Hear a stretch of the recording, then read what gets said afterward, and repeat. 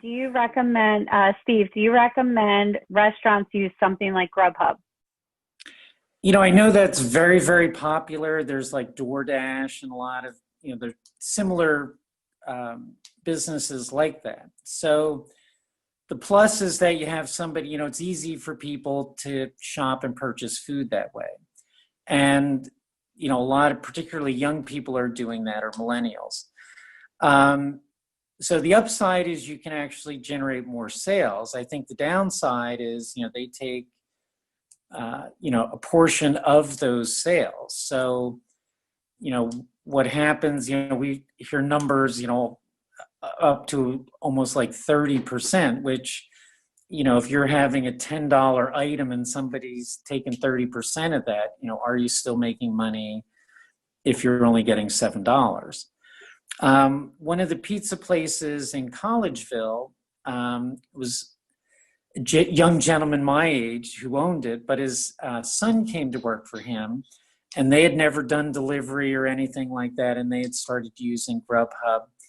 And I believe they said their business actually went up, I think it was 20%, from that. So they were getting a lot of customers that they didn't have before.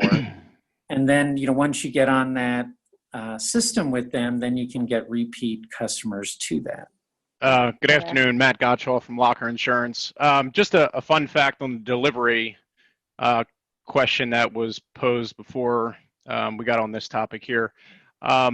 There has been some relief from both the commercial P&C side of the insurance industry as well as personal for where they've lifted the exclusion for those that are delivering. So whether you're feeling the financial stress right now and looking at potentially getting into delivering, you can use your personal vehicle, and that exclusion that had been in place earlier for delivery, again, has been lifted by numerous carriers. Now, that's not to say it's blanketed across all carriers, so certainly something you want to investigate, but also from your business, if you were not delivering before, chances are you were not covered for the delivery exposure, where now we're seeing that there is relief from the commercial side that's saying for this period of time to give you relief to get the business out there.